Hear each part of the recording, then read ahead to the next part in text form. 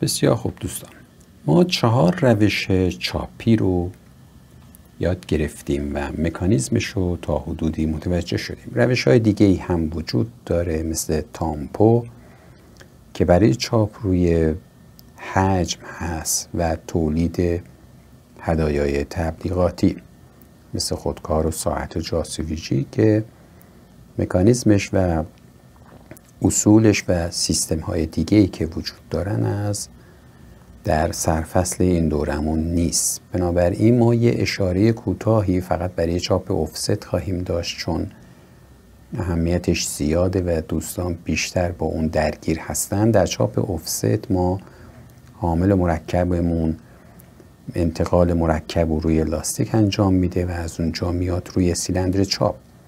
مکانیزم چاپ افست با استفاده از خاصیت آب و چربیه. در طبیعت آب و چربی با هم هیچ وقت مخلوط نمیشن. بنابراین از این خاصیت استفاده شده برای جداسازی سفیدی کاغذ و مرکبی که میخواد چاپ بشه. به این شکل که سیلندر ما که حامل پلیت هست یه جاهایی طرحی داره برای چاپ شدن.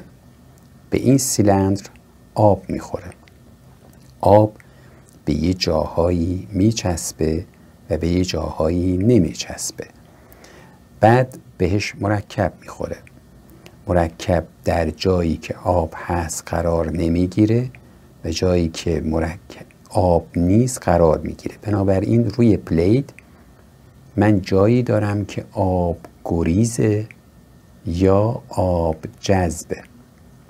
از این خاصیت برای تفکیک کردن فضای چاپی استفاده میکنن. این یک پلیت هست. اینجا آلومینیومه. در واقع بستر اصلی پلیت آلومینیوم هست. چرا آلومینیوم؟ به خاطر اینکه آلومینیوم آب جذبه. میتونه آبو در خودش نگه داره. بنابراین اینجاها آب جذبه چون آلومینیومه. اینجاها یک لایه پلیمری هست که مرکب جذبه. پس اینجا آب نمیشینه، فقط مرکب میشینه. به این ترتیب یک جداسازی انجام میشه. اینو میبندم به دستگاه چاپ. اینجا هم زیر میکروسکوپ دارید میبینید. اینجا بخش آلومینیومی پلیت هست و اینجا هم بخش پلیمری اون هست که مرکب رو به خودش میگیره. این پلیت هست بسته شده روی دستگاه چاپ و مرکب میاد روی این قسمت ها قرار میگیره. اینم سفیدی کاغذه و از اینجا انتقال پیدا میکنه روی لاستیک. این میشه مکانیزم چاپ افست که به صورت مختصر مفید در موردش براتون صحبت کردم. حالا یه پلیت وجود داره و یک رنگ که میخواد چاپ بشه. پس یک پلیت برای یک رنگه. حالا اگر رنگ های دیگه ای داشته باشم باید چی کار کنم؟ اینجا قانونی رو با همدیگه یاد میگیریم که بسیار بسیار مهم هست. این قانون اگه خوب بتونید درکش کنید، چون در تمام روش‌های چاپی از این قانون استفاده میشه، به راحتی میتونید در نرم افزار و کارهای تولیدی خودتون از این قانون استفاده کنید. به این قانون میگن قانون تفکیک رنگ. یعنی اینکه من باید متوجه باشم که تفکیک چه چیزیه، این تفکیک به چه درد من میخوره. برای اینکه این موضوع رو بهتر بتونید درک کنید، در واقع میخوایم یاد بگیریم که فرق بین نور و مرکب چیه. در سیستم های چاپی و در داخل نرم افزار یک نور تولید میشه که بهش میگن RGB، در صورتی که ما به یک مرکب و فضایی برای چاپ فیزیکی لازم داریم که همون سیستم CMYK هست. اما برای اینکه درک بهتری از این موضوع داشته باشید، روی این تصویر من در مورد تفکیک براتون صحبت میکنم. ببینید این یک عکس چاپ شده است. یک فوتوه. این فوتو از 4 رنگ اصلی تشکیل شده: سایان، مژنتا، یلو و بلک. در واقع من وقتی میتونم این عکس رو چاپ کنم که بتونم اونو تفکیکش کنم. منظور از تفکیک چیه؟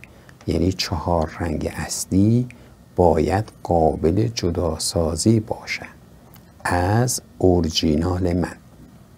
پس وقتی که اورجینالی که وجود داره میاد رنگ آبی اون جدا میشه، من یک همچین چیزی میبینم.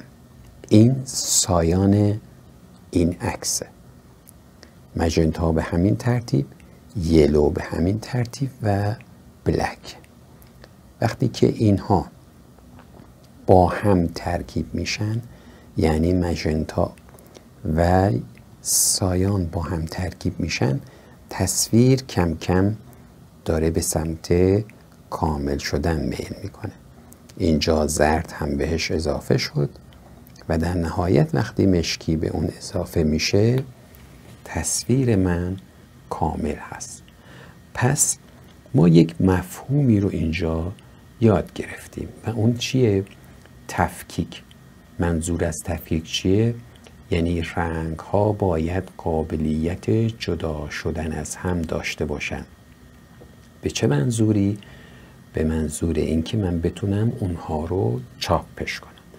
بنابراین شما یک اسلاید، یک مجله، یک روزنامه، یک کتاب، یک عکس چاپ شده یا هر اورجینال دیگه‌ای که داشته باشید، چه به صورت فیزیکی تهیه شده قبلا، چه به صورت مجازی در داخل نرم افزار شما خودتون به وجود آوردید. یک فایل PSD، یک فایل تیف هست یا PDF هست. در نرم افزار فتوشاپ، ایلیستریتور یا کورل یا این دیزاین شما مجازی یک فایل تولید کردید. رنگ هایی که در داخل اون فایل قرار دارن باید بیان یک مسیری رو طی کنن، از همدیگه تفکیک بشن، بعد بتونیم اونو چاپش کنیم. حالا این اتفاق در پرینتر به یه شکلی میفته، در سیستم های چاپی هم به یه شکل دیگه‌ای که در ویدیوی بعدی من در مورد این موضوع برای شما صحبت خواهم